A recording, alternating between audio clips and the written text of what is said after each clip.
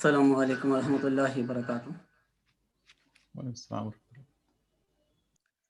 نحمدہ و نصلی علی رسولہ الکریم، اما بعد، اعوذ باللہ السمیع العلیم من الشیطان الرجیم، بسم اللہ الرحمن الرحیم۔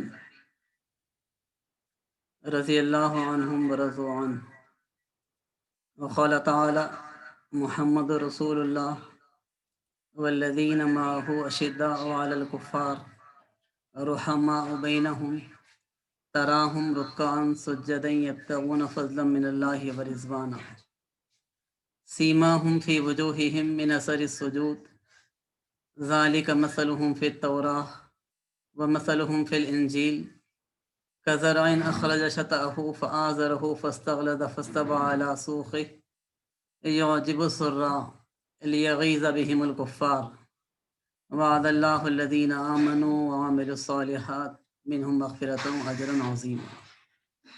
صدق اللہ العظیم۔ تمام تعریفیں اللہ رب العالمین کے لیے، درود و سلام نبی آخر الزماں محمد عربی صلی اللہ علیہ وسلم پر۔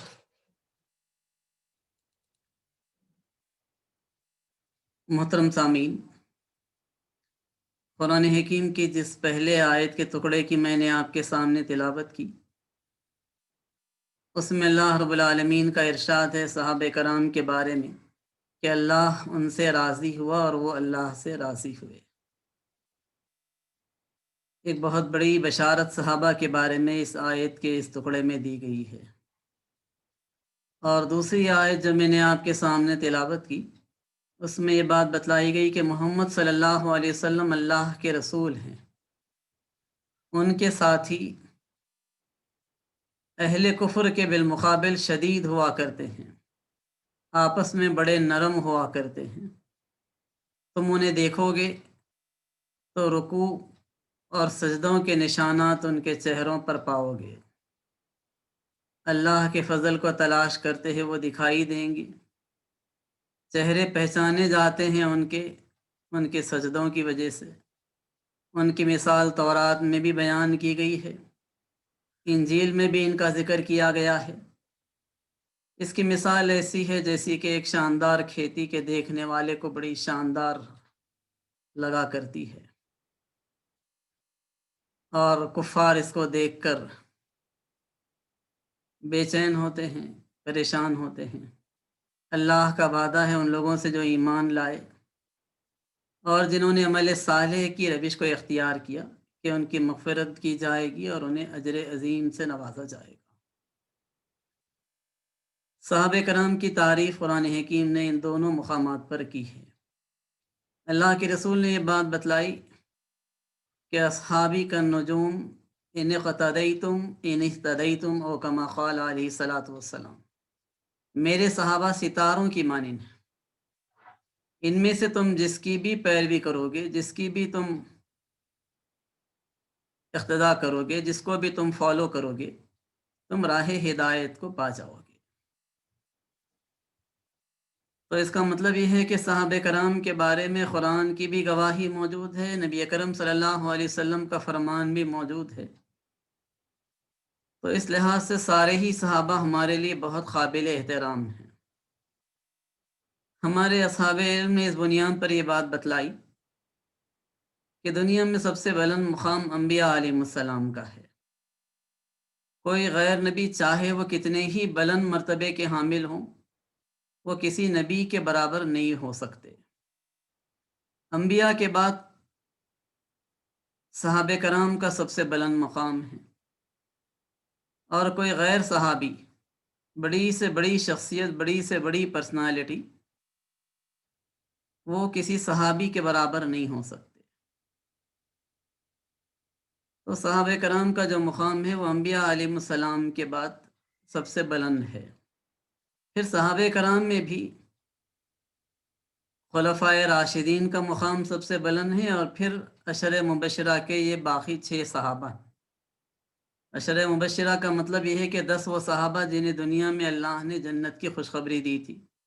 ان میں سے 4 تو خلفائے راشدین بہت معروف ہیں، باقی 6 صحابہ وہ ہیں جن کے بارے میں عام طور پر واقفیت بہت زیادہ نہیں ہوا کرتی، बावजूद ये कि हमारे पास अक्सर मसाजिद में इन सारे 10 सहाबा के नाम डिस्प्ले हुआ करते हैं।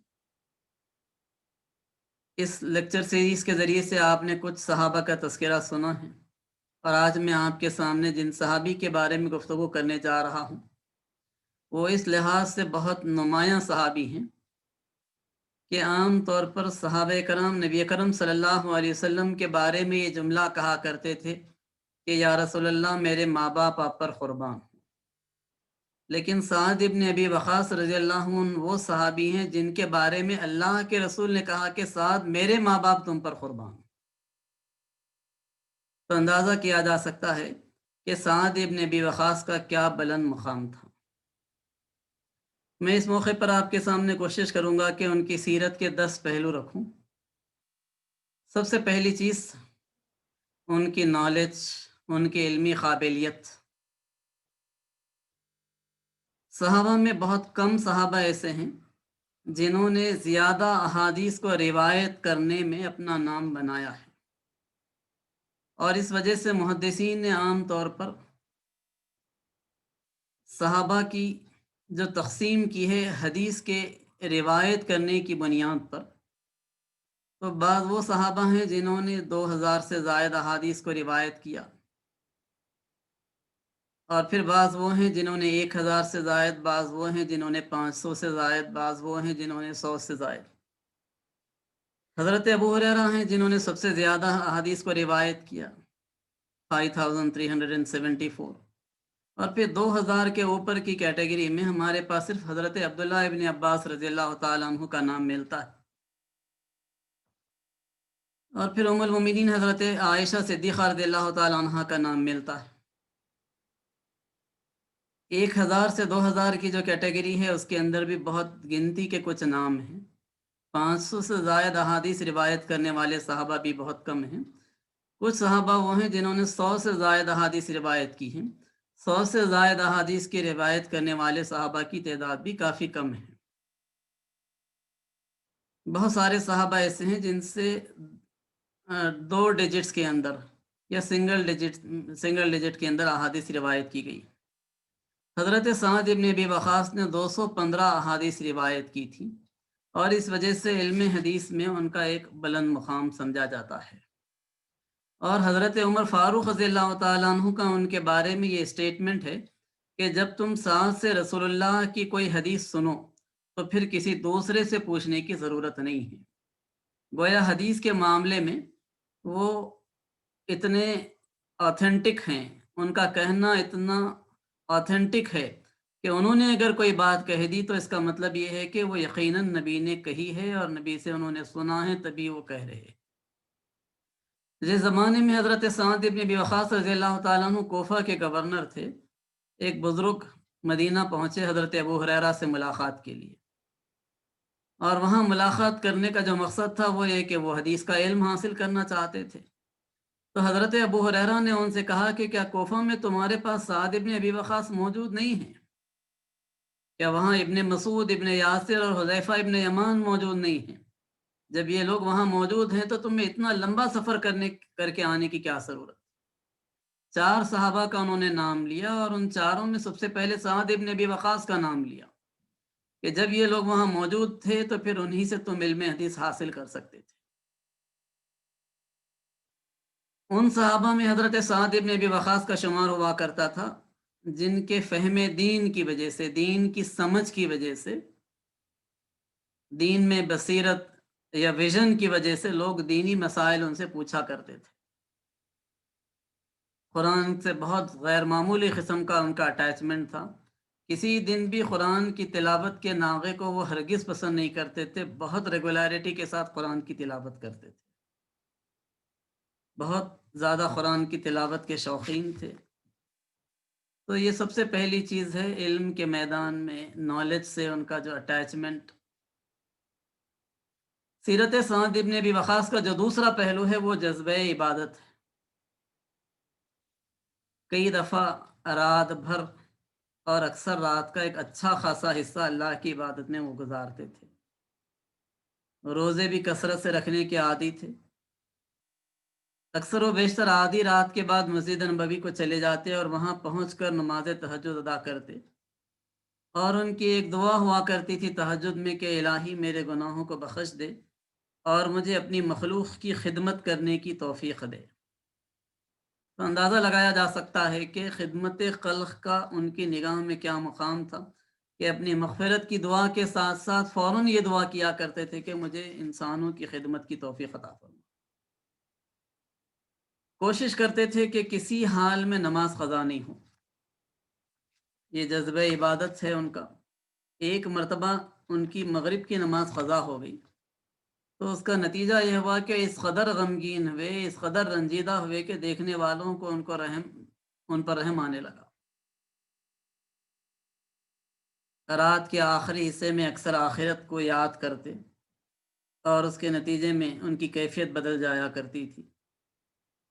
زندگی کے آخری زمانے میں جس موقع پر فتوحات ہو گئی تھی، روم اور ایران فتح ہو گیا تھا، تو اس موقع پر تو وہ بالکل عبادت کے ہو کر رہ گئے تھے اور ایک گوشے میں بیٹھ کر ہمیشہ ذکر الہی میں مشغول رہا کرتے تھے۔ یہ جذبہ عبادت سعد بن ابی وقاص کی سیرت کا دوسرا پہلو۔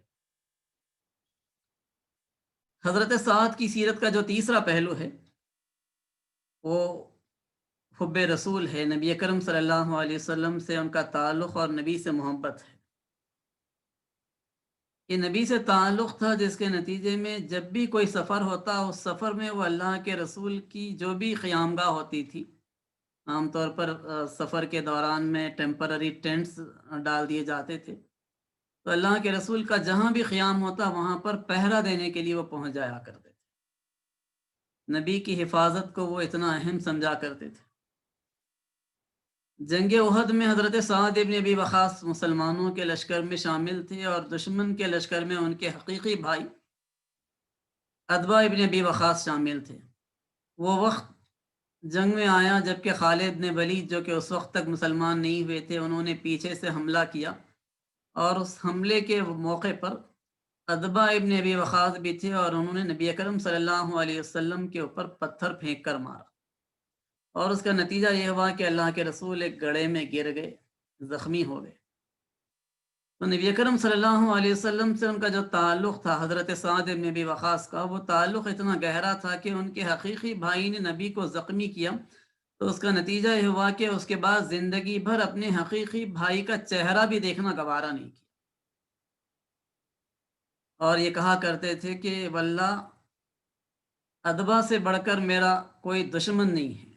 اپنے حقیقی بھائی کے بارے میں یہ بات کہا کرتے، اور اس کے کہنے کی وجہ صرف یہی تھی کہ انہوں نے نبی اکرم صلی اللہ علیہ وسلم کو زخمی کیا تھا۔ اللہ کے رسول صلی اللہ علیہ وسلم سے ان کا جو تعلق تھا، اللہ کے رسول بھی اس کو جانتے تھے اور اللہ کے رسول بھی ان کو بہت چاہتے تھے۔ ایک موقع پر اللہ کے رسول نے ان کے حق میں دعا کی کہ الہی سعد کی دعا قبول کر اور اس کی تیر اندازی کو درست بنائے رکھ۔ نتیجہ یہ ہوا کہ حضرت سعد کی جو آئیڈینٹی تھی وہ اس وجہ سے ہو گئی کہ یہ ایسی شخصیت کے مالک ہیں جن کی دعا کبھی ریجیکٹ نہیں ہوا کرتی۔ تو لوگ اکثر ان سے خیر کی دعا کی خواہش کیا کرتے تھے اور ان کی بد دعا سے لوگ ڈرا کرتے تھے۔ حجۃ الوداع میں وہ بیمار ہوئے تو نبی اکرم صلی اللہ علیہ وسلم نے اس موقع پر ان کے لیے دعا کی کہ اے اللہ سعد کو شفا دے اور اس کی ہجرت کو پورا کر۔ سیرت سعد ابن ابی وقاص کا جو چوتھا پہلو ہے وہ غیرت مندی۔ اتنے غیرت مند تھے کہ اسلام قبول کرنے کے بعد والدہ بہت ناراض ہوئی اور ناراض ہو کر کہا کہ جب تک تم اسلام نہیں چھوڑو گے میں نہ کھاؤں گی نہ پیوں گی نہ میں سائے میں بیٹھوں گی۔ یہ کہہ کر وہ جا کر گھر کے صحن میں دھوپ میں بیٹھ گئی۔ 7 دن بی وقاص رضی اللہ تعالیٰ عنہ اسلام کے بارے میں بڑے غیرت مند تھے۔ وہ جانتے تھے کہ مجھے والدہ کے ساتھ حسن سلوک کا یہ حکم ہے، لیکن اگر شرک کی طرف وہ بلائیں تو کسی صورت میں اسے مجھے قبول نہیں کرنا ہے۔ چنانچہ انہوں نے صاف کہہ دیا کہ مجھے آپ کی ناراضگی کی کوئی پرواہ نہیں، اگر میں اللہ کو ناراض کر کے آپ کو راضی کروں یہ مجھ سے کبھی نہیں ہو سکے گا۔ ماں نے جب ان کے سخت سٹینڈ کو دیکھا تو اس کا نتیجہ یہ ہوا کہ انہوں نے رجوع کر لیا اور پھر اس کے بعد دھوپ میں سے آ کر بیٹھ گئی سائے میں اور انہوں نے کھانا اور پینا شروع کر دیا۔ مکے کے قریبی پہاڑوں میں جا کر صحابہ کرام عبادت کیا کرتے تھے۔ ایک دن وہاں پر کفار کا ایک گروہ آ نکلا اور عبادت کرنے والوں کا مذاق اڑانے لگے۔ دوسرے صحابہ تو خاموش رہے، لیکن حضرت سعد ابن ابی وقاص بڑے غیرت مند تھے، انہیں برداشت نہیں ہوا اور اٹھ کر ان مذاق اڑانے والوں پر حملہ کر دیا۔ اس کے نتیجے میں ایک مشرک زخمی ہوا اور دوسرے وہاں سے ایسے بھاگے کہ کسی نے پلٹ کر پھر نہیں دیکھا۔ غیرت مندی کا یہ معاملہ بائیکاٹ کے موقع پر بھی دیکھنے میں آیا۔ بنی ہاشم اور بنی مطلب کا بائیکاٹ کیا گیا، شاہ ابی طالب میں یہ لوگ قید کر دیے گئے۔ تو حضرت سعد کا تعلق نہ قبیلہ بنو ہاشم سے تھا نہ ان کا تعلق بنو مطلب سے تھا، لیکن ان کی غیرت نے یہ برداشت نہیں کیا کہ رسول اللہ صلی اللہ علیہ وسلم کا ساتھ دینے میں ہاشمی اور مطلبی تو بائیکاٹ کا شکار ہوں، پریشان ہوں، آزمائشوں میں مبتلا ہوں، اور ہم اطمینان سے رہیں۔ چنانچہ وہ بھی شاہ ابی طالب آ گئے اور نبی کے ساتھ 3 سال وہیں انہوں نے گزارے۔ سیرت سعد ابن ابی وقاص کا جو 5واں پہلو ہے وہ پرہیزگاری کا پہلو ہے۔ حضرت سعد ابن ابی وقاص رضی اللہ تعالیٰ عنہ کے بیٹے تھے عمر ابن سعد۔ حضرت سعد ابن ابی وقاص کی زندگی میں وہ مرحلہ آیا تھا جب مسلمانوں میں آپس میں اختلافات ہوئے، اور ان اختلافات کے نتیجے میں لوگ خلافت کے دعوے دار بن گئے۔ خلافت کے مسئلے پر لوگوں میں آپس میں اختلاف ہو گیا۔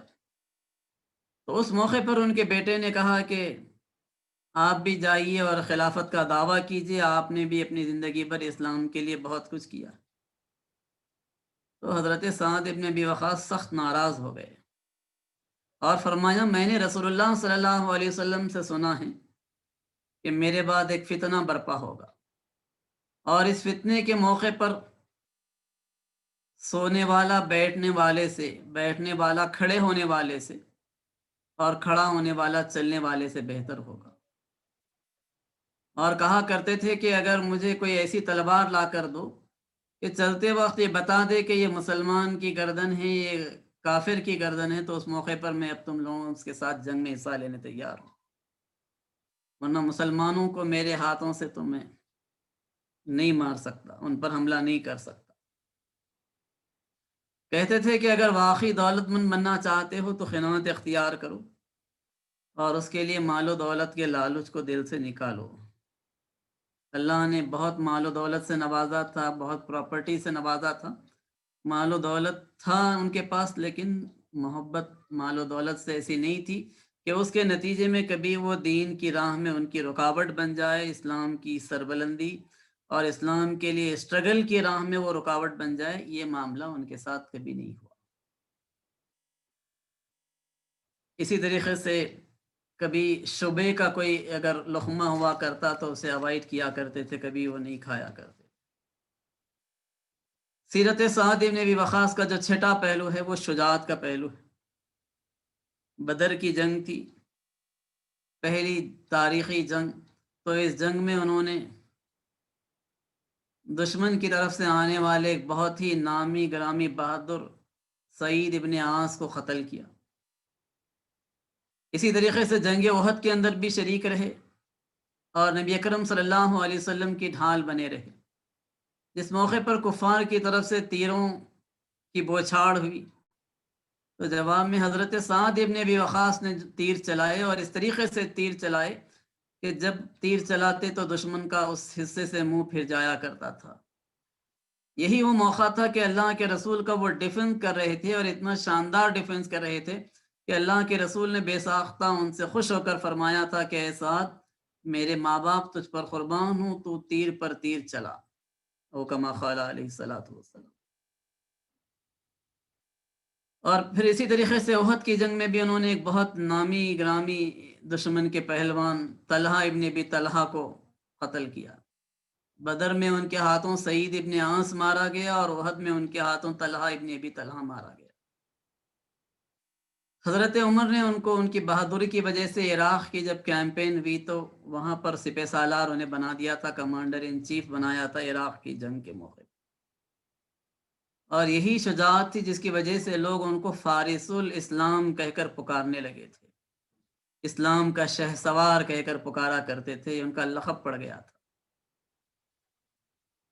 خندق کے موقع پر بھی وہ شریک تھے اللہ کے رسول کے ساتھ، ساری اہم جنگوں میں تھے، بدر میں تھے، احد میں تھے، خندق میں تھے۔ خندق کے موقع پر ایک تیر انہوں نے دشمن پر نشانہ لگا کر چلایا تو دشمن کو اس طریقے سے لگا کہ اچانک اس کا تیبن کھل گیا۔ نبی اکرم صلی اللہ علیہ وسلم بے ساختہ ہنس پڑے۔ لوگوں نے پوچھا کہ کیا وجہ ہے، آپ کو ہنسی آ گئی اتنی؟ اللہ کے رسول نے کہا کہ دشمن کی بدحواسی کی جو کیفیت ہوئی ان کے تیر لگنے سے، تو اس سے مجھے ہنسی آ گئی۔ سیرت سعد ابن ابی وقاص کا جو 7واں پہلو ہے وہ نرم دلی کا پہلو ہے۔ بہت زیادہ نرم دل، بہت زیادہ کائن ہارٹڈ، کسی کو تکلیف میں دیکھتے تو بے چین ہو جاتے اور کوشش کرتے ممکنہ کہ اس کی تکلیف کو دور کریں۔ جہاں پر نبی اکرم صلی اللہ علیہ وسلم کے دشمنوں کے معاملے میں بڑے شدید تھے، جیسا کہ قرآن کی آیت کی میں نے آپ کے سامنے تلاوت کی کہ والذین معہ اشداء علی الکفار، کفار کے مقابلے میں شدید تھے، جو کوئی حق کی مخالفت کرتا اس کے بارے میں بڑے شدید رہا کرتے تھے۔ لیکن ساتھ ہی ساتھ اہل ایمان کے معاملے میں قرآن نے تعریف کی ہے کہ نرم دل ہوا کرتے ہیں، اور یہی معاملہ ان کے ساتھ۔ حضرت عبد الرحمن ابن عوف رضی اللہ تعالیٰ عنہ کے جنازے میں شریک ہوئے تو ان کی نرم دلی کی وجہ سے لوگوں نے ان کی کیفیت دیکھی کہ مستقل وہ روتے رہے، اور بار بار ان کی زبان سے یہ جملے نکلتے تھے کہ آہ علم اور نیکی کا یہ پہاڑ چل بسا، آہ علم اور نیکی کا یہ پہاڑ چل بسا۔ اکثر کہا کرتے تھے کہ یہ فانی زندگی جلد ختم ہونے والی ہے، اور ہماری کیفیت یہ ہے کہ ہم ہر وقت موت کو بھلا کر دنیا کے مزے لوٹنے میں مشغول ہیں۔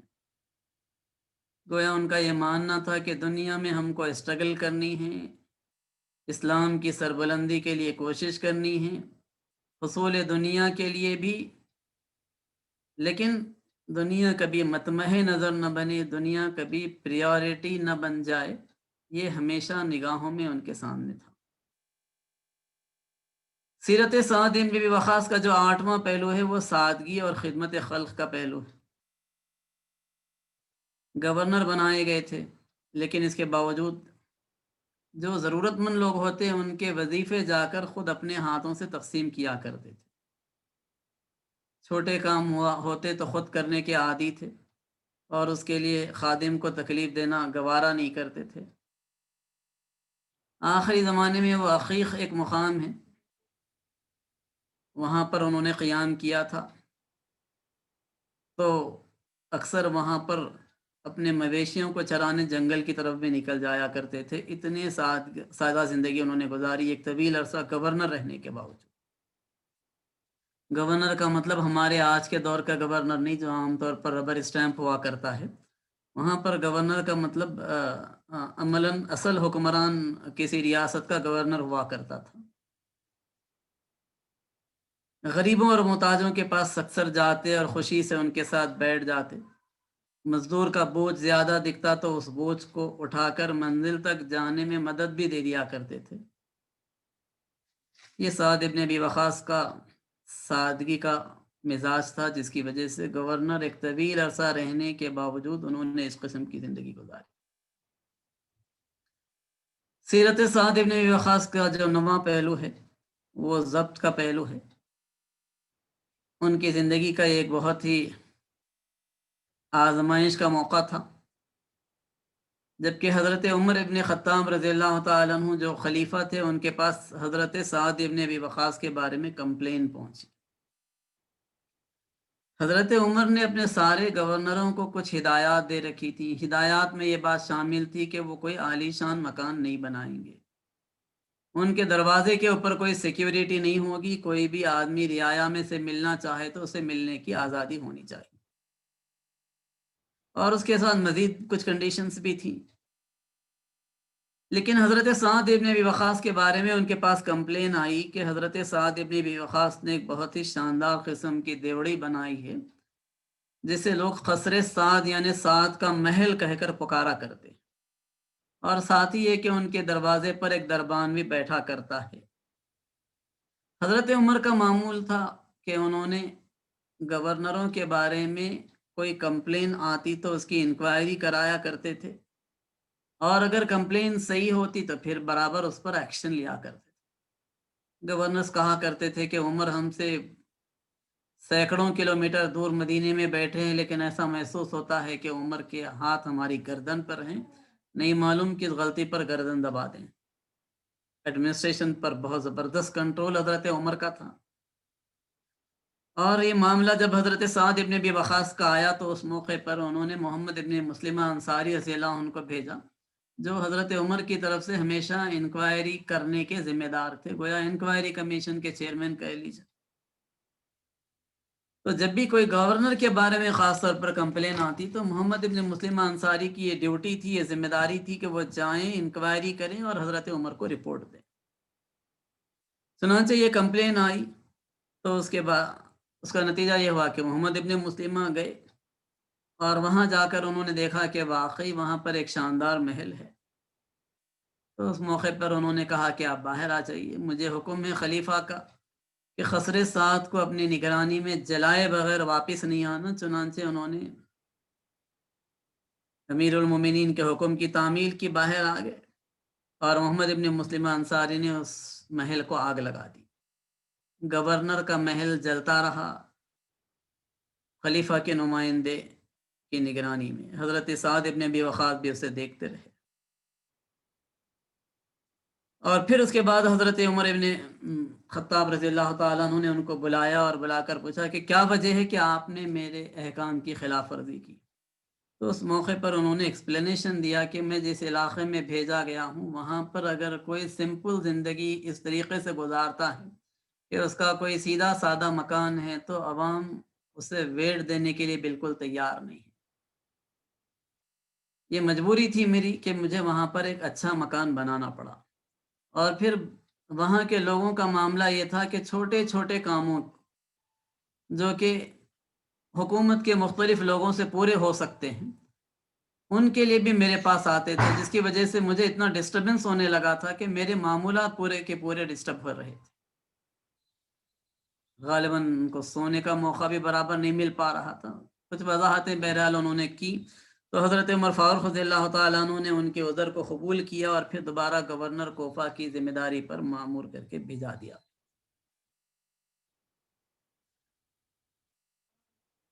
پھر اس کے بعد حضرت عمر فاروق رضی اللہ تعالیٰ عنہ نے کچھ عرصے کے بعد واپس پھر سے بلایا ان کو، اور اس موقع پر جبکہ حضرت عمر فاروق رضی اللہ تعالیٰ عنہ کا آخری وقت تھا، انہوں نے ایک 6 رکنی کمیٹی بنائی تھی اپنے بعد خلیفہ کے تقرر کے سلسلے میں، تو اس کمیٹی کا ممبر بھی ان کو بنایا سعد ابن ابی وقاص کا، اور ساتھ ہی ساتھ انہوں نے یہ بات بتلائی، وصیت کی حضرت عمر فاروق رضی اللہ تعالیٰ عنہ نے کہ میں نے سعد ابن ابی وقاص رضی اللہ تعالیٰ عنہ کو کسی غفلت یا خیانت کی وجہ سے نہیں ہٹایا تھا۔ اگر وہ خلیفہ چنے جائیں تو وہ اس کے حقدار ہیں، ان کو چنا جا سکتا ہے، اور اگر وہ الیکٹ نہیں ہوتے ہیں تو پھر خلیفہ کے لیے میری ہدایت یہ ہے کہ خلیفہ ان سے مدد لے۔ چنانچہ حضرت عثمان غنی رضی اللہ تعالیٰ عنہ جب خلیفہ بنے تو انہوں نے دوبارہ ان کو گورنر کوفہ بنا کر بھیجایا۔ حضرت سعد ابن ابی وقاص رضی اللہ تعالیٰ عنہ گورنر کوفہ تھے، لیکن زندگی سادہ گزارتے تھے۔ اس کے نتیجے میں ایک موقع پر قرض کی ضرورت پڑ گئی، بیت المال سے قرض لیا۔ بیت المال کے امین و زمانے میں عبداللہ ابن مسعود رضی اللہ تعالیٰ عنہ تھے، جو مزاج کی سختی کی وجہ سے ایک موقع پر اصرار کرنے لگے کہ آپ بیت المال کی رقم واپس کریں۔ ان کا اصرار بڑھا تو اس کے نتیجے میں حضرت سعد ابن ابی وقاص رضی اللہ تعالیٰ عنہ کو غصہ آ گیا، اور ان کی جو چھڑی جسے آخری عمر میں وہ ٹیکا کرتے تھے، یا ان کا روٹین تھا وہ لکڑی رکھنے کا اپنے پاس، وہ اٹھا کر انہوں نے زمین پر پھینک دی اور آسمان کی طرف نظر کی اور کہا کہ اے زمین و آسمان کے خالق. بس اتنا جملہ انہوں نے کہا کہ حضرت عبداللہ ابن مسعود ڈر گئے اور زور سے کہا کہ بد دعا مت کیجیے، اس لیے کہ وہ جانتے تھے کہ سعد بن ابی وقاص تو وہ شخصیت ہیں جن کے بارے میں یہ بات معلوم ہے کہ ان کی ہر دعا قبول ہوا کرتی. اور پھر حضرت عبداللہ ابن مسعود رضی اللہ تعالیٰ عنہ نے حضرت عثمان غنی رضی اللہ تعالیٰ عنہ کا یہ بات پہنچائی کہ یہ معاملہ ہوا. تو حضرت عثمان نے بہتر سمجھا کہ سعد ابن ابی وقاص کو واپس مدینہ بلا لیا جائے. 55 ہجری میں گویا نبی اکرم صلی اللہ علیہ وسلم کے بعد قریب 45 ایئرس تک اللہ نے ان کو زندگی عطا کی. حالانکہ اللہ کے رسول کے اوپر ابتدائی دور میں ایمان لانے والوں میں سے تھے، ہجرت کرنے والوں میں سے تھے، بدر، احد، خندق، ہر جنگ کے موقع پر وہ موجود تھے. اللہ نے ایک طویل عرصہ ان کو زندگی دی اور آخری 30 سال تو ان کے اس کیفیت میں گزرے کہ وہ مدینے کے آؤٹ اسکرٹس کے اندر عقیق مقام پر عبادت میں مصروف رہے تھے. انتقال جس موقع پر ہوا تو اس موقع پر مدینے میں غم کی لہر دوڑ گئی. حضرت عائشہ اور حضرت ام سلمہ رضی اللہ تعالیٰ عنہما نے جنازہ منگوا کر مسجد نبوی کے حجروں میں نماز ادا کی. لوگوں نے کہا کہ جنازہ مسجد میں پڑھنا ٹھیک نہیں ہے، تو اس موقع پر حضرت عائشہ نے کہا کہ اللہ کے رسول نے حضرت سہیل ابن بیضہ کا جنازہ مسجد کے اندر پڑھا تھا. مسجد میں ان کی نماز جنازہ اللہ کے رسول نے خود پڑھائی تھی، تب لوگ خاموش ہو گئے اور جنازہ مسجد میں لایا گیا. سیرت سعد بن وقاص رضی اللہ تعالیٰ عنہ کا جو 10واں پہلو ہے وہ ان کا ذریعہ روزگار ہے. تیر کمان بنانا ان کی مصروفیت تھی. اس بات میں نے آپ کے سامنے رکھی کہ تیر چلانے میں وہ بڑے ماہر تو تھے ہی، تیر کمان بنایا بھی کرتے تھے اور پھر اس کے ساتھ ساتھ کھیتی باڑی بھی کیا کرتے تھے. جس زمانے میں فتوحات ہوئی تو اس کے نتیجے میں مال غنیمت آیا اور قرآن نے قانون بتلایا ہے کہ جو مال غنیمت حاصل ہو اس کا 80% فوج کے سپاہیوں میں تقسیم ہو. تو اس کے نتیجے میں وہ بہت مالدار ہو گئے تھے. حضرت عمر فاروق رضی اللہ تعالیٰ عنہ نے بدری صحابہ کو وظیفہ بھی مقرر کر دیا تھا اور پھر 5,000 روپے ان کو ماہانہ وظیفہ، 5,000 دینار ان کو ماہانہ وظیفہ ملا کرتا تھا. کوفہ اور عقیق میں 2 ان کے عالیشان مکان تھے. جو آخری زکوٰۃ انہوں نے نکالی تھی وہ 5,000 درہم کی زکوٰۃ تھی. تو اسے اندازہ کیا جا سکتا ہے کہ ان کا ٹوٹل مال کتنا تھا ہوگا، فائنانشیل کنڈیشن ان کی کیا تھی ہوگی. 5,000 درہم 2.5% ہیں، تو ٹوٹل مال اس کیا کچھ ہوگا. سعد ابن ابی وقاص رضی اللہ تعالیٰ عنہ کی جو نمایاں چیز ہے زندگی کے اندر وہ یہ کہ انہوں نے سپر پاورز کو شکست دینے میں اہم رول ادا کیا. مدائن کی فتح کا تاریخی وہ واقعہ ہے، جبکہ کیفیت یہ ہوئی تھی کہ سعد ابن ابی وقاص رضی اللہ تعالیٰ عنہ گئے تھے، وہاں پر اسلامی لشکر کو کامیابی نہیں مل پا رہی تھی اور لوگ پریشان تھے کہ کس طریقے سے مدائن کے قلعے کو فتح کریں. قلعے کو فتح کرنے کے لیے مسلمان پہنچ چکے تھے، لیکن جس موقع پر مسلمان مدائن پہنچے وہاں کے لوگوں نے دریا پر جتنے پل تھے وہ سارے کے سارے پل کاٹ ڈالے اور پھر ساتھ ہی وہاں پر سے پوری کشتیوں کو ہٹا دیا. دریا پار کرنے کی کوئی سبیل اس موقع پر موجود نہیں تھی اور اس موقع پر کافی طویل عرصہ اسلامی لشکر نے پڑاؤ ڈالا اور بالآخر ہمت کر کے جب 400 گھوڑ سواروں نے اپنے گھوڑوں کو پانی میں ڈالا تو اس موقع پر دشمن نے مدائن کے مضبوط قلعے کے اندر سے یہ کیفیت کو دیکھا کہ مسلمانوں نے دریا کے اندر گھوڑوں کو دوڑا دیا ہے، تو وہ یہ کہتے ہوئے بھاگ کھڑے ہوئے کہ دیو آمنن دیو آمنن، یہ تو جنات آ رہے ہیں، ان سے ہم کیا مقابلہ کریں. اور قبل اس کے کہ مسلمان دریا کو پار کرتے وہ قلعہ چھوڑ کر فرار ہو گئے. یہ کسریٰ کا بہت عظیم الشان سفید محل تھا، وائٹ ہاؤس تھا، ایک زبردست قسم کا، اور اس کو فتح کیا حضرت سعد ابن ابی وقاص رضی اللہ تعالیٰ عنہ نے، اور پھر کسریٰ کے اس عظیم الشان محل میں انہوں نے شکرانے کی نماز ادا کی تھی۔ علامہ اقبال نے اسی پر کہا تھا کہ دشت و دشت دریا بھی نہ چھوڑے ہم نے، بحر ظلمات میں دوڑا دیے گھوڑے ہم نے۔ یہ صحرا اور جنگل اور پہاڑ اور مختلف قسم کی آبادیاں تو الگ بات ہیں، دریاؤں کو بھی ہم نے نہیں چھوڑا، اور وہاں پر بھی گھوڑوں کو مسلمانوں نے دوڑایا تھا۔ اسی طریقے سے عراق ان کے ہاتھوں فتح ہوا۔ قادسیہ کی جنگ ایک بہت زبردست تاریخی جنگ تھی۔ یہ وہ جنگ تھی جس میں دشمن 2 لاکھ کی تعداد میں آیا تھا اور مسلمانوں کی تعداد 30,000 کی تھی۔ وہ قریب 1:7 کا ریشیو تھا، اور اس موقع پر کیفیت یہ تھی کہ دشمن اپنے ساتھ ہاتھیوں کو لے کر آیا تھا، اور یہ پہلا موقع تھا کہ اسلامی لشکر کو جنگ لڑنے میں ایک شدید قسم کی دشواری ہوئی کہ مسلمانوں کے پاس گھوڑے اور اونٹ تھے، دشمن کے پاس ہاتھی تھے، اور ہاتھی جس طرف آگے بڑھتے وہاں سے گھوڑے اور اونٹ بےدک کر پلٹ کر بھاگنے لگتے اور مسلمانوں کو الٹا نقصان پہنچاتے۔ یہ کیفیت مسلمانوں نے دیکھی، اور ابتدائی دن تو اس جنگ میں مسلمانوں کا اچھا خاصا نقصان ہوا، لیکن دوسرے دن جب مسلمانوں میں سے ایک ساتھی کے مشورے پر، جو کہ خاص طور پر بھیجے گئے تھے مدینے سے اسلامی لشکر کو سپورٹ کرنے کے لیے، تو ان کے مشورے کے اوپر مسلمانوں نے دوسرے دن جنگ اس طریقے سے لڑی کہ اونٹوں کے اوپر سفید رنگ کی چادریں ڈال دی، اور اس کا نتیجہ یہ ہوا کہ اونٹوں کو ہاتھی نظر نہیں آئے اور وہ بےدک کر بھاگنے سے رک گئے، اور ہاتھیوں کے لیے بھی یہ بڑا پریشان کن مرحلہ بن گیا کہ یہ کیا چیز ہے۔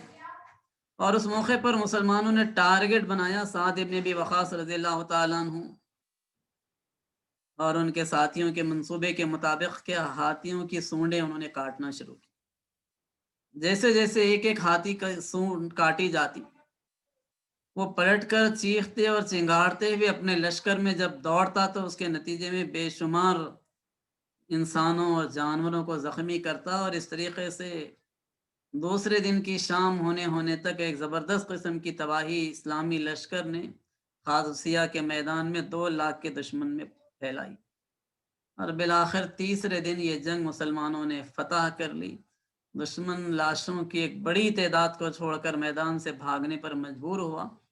تو اس طریقے سے مدائن، قادسیہ، عراق، یہ وہ مقامات ہیں جو حضرت سعد ابن ابی وقاص رضی اللہ تعالیٰ عنہ کے ذریعے سے فتح ہوئے۔ مدائن کا قلعہ وقت کی سپر پاور ایران کا ایک بہت طاقتور قلعہ تھا، وہ تو بغیر جنگ کے حاصل ہوا۔ قادسیہ میں ایک زبردست جنگ مسلمانوں نے لڑی اور اس کے بعد فتح ہوا، اور اسی طریقے سے عراق کو بھی انہوں نے فتح کرنے میں کامیابی۔ جس علاقے کے وہ گورنر بنائے گئے تھے وہ عراق عرب کے نام سے بھی جانا جاتا تھا، اور جس موقع پر وہ گورنر بنائے گئے تو اس موقع پر انہوں نے وہاں پر سینسس کروائی، مردم شماری کروائی، جملہ آبادی کی کاؤنٹنگ کا کام، سروے کا کام انہوں نے کیا۔ اسی طریقے سے وہاں پر زمین کا میجرمنٹ حضرت سعد ابن ابی وقاص رضی اللہ عنہ نے کروایا، اور پھر اس کے بعد جتنی بیکار زمین تھی اس کو انہوں نے پبلک کے اندر تقسیم کیا، ڈسٹریبیوٹ کیا۔ فائنانس کے لیے، مالیے کے لیے انہوں نے بہت سارے اصول بنائے، جزیے کے انہوں نے وہاں پر قوانین بنائے، بہت سارے فلاحی کام، ویلفیئر ایکٹیویٹیز حضرت سعد ابن ابی وقاص نے کی، جس کے نتیجے میں بہت تیز رفتاری کے ساتھ اسلام کا امیج ڈیولپ ہوا، اور اس طریقے سے امیج بنا کہ کئی لوگوں نے صرف اس ان کی ویلفیئر ایکٹیویٹیز کو دیکھ کر اسلام قبول کر لیا۔ پھر اس کے ساتھ ساتھ حضرت سعد ابن ابی وقاص اس بات سے بھی کبھی غافل نہیں ہوئے کہ اپنے ساتھیوں کی اخلاقی تربیت کریں، اور اس کا نتیجہ یہ ہوا کہ صرف مسلمانوں کے اخلاق کو دیکھ کر ویلم کی چھاؤنی کا شاہی رسالہ متاثر ہوا، اور اس طریقے سے متاثر ہوئے کہ پورا کا پورا رسالہ اسلام قبول کرنے والوں میں شامل ہو گیا۔ اس شاہی رسالے کے اندر، رسالے کا مطلب گھوڑ سواروں کا دستہ، 4000 گھوڑ سواروں کا یہ شاہی دستہ تھا، یہ سارے کے سارے دستے کے لوگوں نے اسلام قبول کیا۔ تو سعد ابن ابی وقاص رضی اللہ تعالیٰ عنہ کی زندگی کو اس طریقے سے ہم دیکھیں تو ایک طرف سابقون الاولون میں سے تھے، بالکل ابتدائی دنوں میں ایمان لانے والے، اور پھر اس کے بعد ہر موقع پر نبی کا ساتھ دینے والے، مکے کی آزمائشی زندگی ہو یا ہجرت کا مرحلہ ہو یا پھر اس کے بعد ایک کے بعد دیگر جنگوں کا مرحلہ ہو یا نبی اکرم صلی اللہ علیہ وسلم کے ڈیفنس اور آپ کی حفاظت کا مرحلہ ہو، چاہے وہ احد کے اندر ہو چاہے کسی اور سفر کے موقع پر ہو، اور پھر اس کے بعد نبی کے بعد بھی جہاں کہیں وقت کے خلیفہ نے ان کو جو ذمہ داری دی وہ ذمہ داری کو انہوں نے انجام دیا۔ علم کے میدان میں بھی ان کی خدمات نمایاں تھی، ایز ایڈمنسٹریٹر بھی ان کی خدمات نمایاں تھی۔ مجموعی طور پر ان کی جو زندگی تھی وہ ایک ایسی زندگی ہے جو ایک طرف علمی میدان میں کام کرنے والوں کے لیے بھی مشعل راہ ہے، دوسری طرف میدان جنگ و جہاد کے اندر حصہ لینے والوں کے لیے بھی مشعل راہ ہے، حلال روزی کمانے کے لیے محنت کرنے والوں کے لیے بھی مشعل راہ ہے، ذوق عبادت رکھنے والوں کے لیے بھی مشعل راہ ہے، تلاوت قرآن کا شوق رکھنے والوں کے لیے بھی مشعل راہ ہے، اور پھر حکومت ہاتھ میں آ جائے تو اس حکومت کا صحیح استعمال کر کے ویلفیئر ایکٹیویٹیز کرنے کے ذریعے سے میجرمنٹ آف لینڈ، سینسس، زمین کا ڈسٹریبیوشن، فائنانشیل پرنسپلز، ان ساری چیزوں کے بنانے کے لیے ایڈمنسٹریٹرز کے لیے بھی ان کی زندگی مشعل راہ ہے۔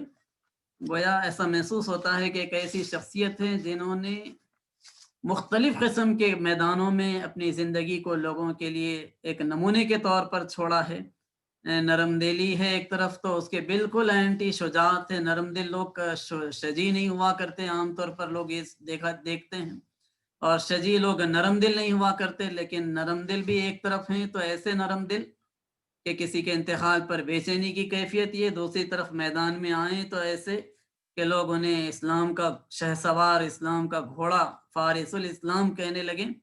غیرت مندی کی کیفیت ایک طرف یہ ہے کہ دشمن کے مذاق اڑانے کو بھی برداشت نہیں کرتے، اور پھر دوسری طرف اپنے ساتھیوں کی غلطیوں کو آسانی کے ساتھ درگزر کرنے والے، انسانوں کی خدمت کا ایک طرف یہ جذبہ اور دوسری طرف پھر راتوں میں عبادت کی یہ کیفیت، ضبط اور کنٹرول کی کیفیت کے ان کی نگاہوں کے سامنے ان کا زبردست مقام جلایا جا رہا ہے، تو اس موقع پر ہرگز محمد ابن مسلم انصاری کو نہیں روکا کہ تم یہ کام کیوں کر رہے ہو، پہلے میں خلیفہ سے بات کر لوں پھر تم اس کے بعد یہ کام کرو۔ جلانے دیا، حکم کی تعمیل تم کرو، اور پھر اس کے بعد ایکسپلینیشن دیا تو حضرت عمر نے اس ایکسپلینیشن کو قبول کیا۔